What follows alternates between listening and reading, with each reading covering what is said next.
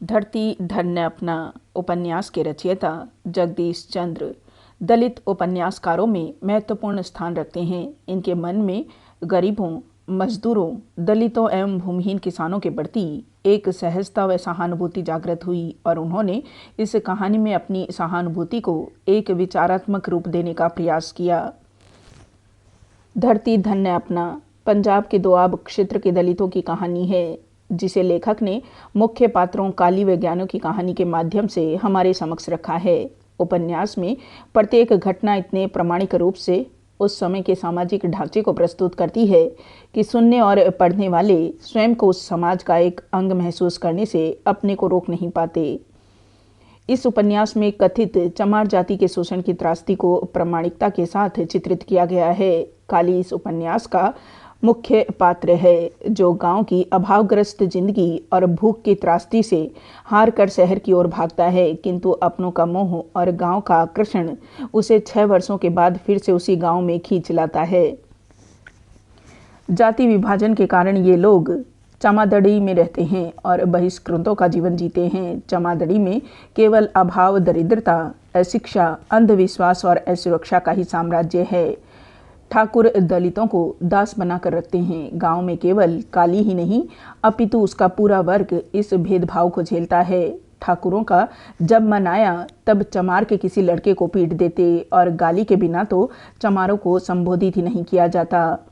अपने प्रति होते शोषण के विरुद्ध वे लोग आवाज तक नहीं उठा सकते, क्योंकि वे ठाकुरों पर निर्भर हैं। उनके घर में एक एक वक्त की रोटी ठाकुरों की दया से आती है। जब कोई सारी जिंदगी किसी की गुलामी करते रहने को विवश हो और उसका जीवन हमेशा अभाव से ही ग्रस्त रहे, तो विद्रोह का स्वर अवश्य फूटता है।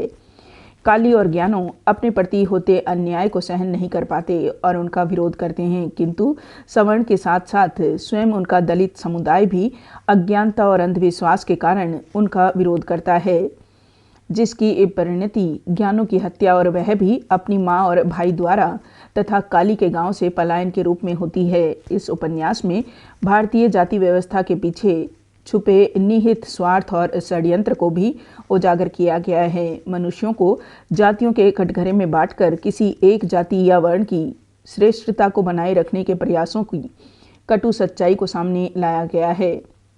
भारतीय समाज व्यवस्था की कटु सच्चाइयों और विचारात्मक मतभेदों को बहुत ही संवेदनशीलता से उजागर करने के कारण धरती धन्य अपना उपन्यास में वेदना की अभिव्यक्ति मर्मस्पर्शी ढंग से हुई है। उपन्यास में जहां एक ओर वेदना की आत्मा अभिव्यक्ति है, तो दूसरी ओर इस वेदना के कारणों की पड़ताल की है। उपन्यास की कथा समगुम्फित और सुगठित है। कथा को रोचक बनाने वाली नाटकीय स्थितियों और कसाव के कारण यह उपन्यास बहुत ही रोचक बन पड़ा है।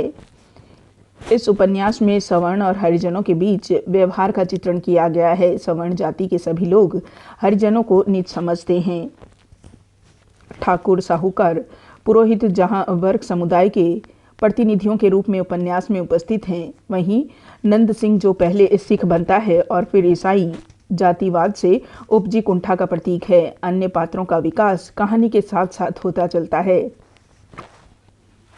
काली जैसे करोड़ों दलित मजदूर चौधरियों के सामने उच्च वर्गीय लोगों के शोषण एवं उत्पीड़न को अपना भाग्य समझकर आज भी झेलने को विवश हैं।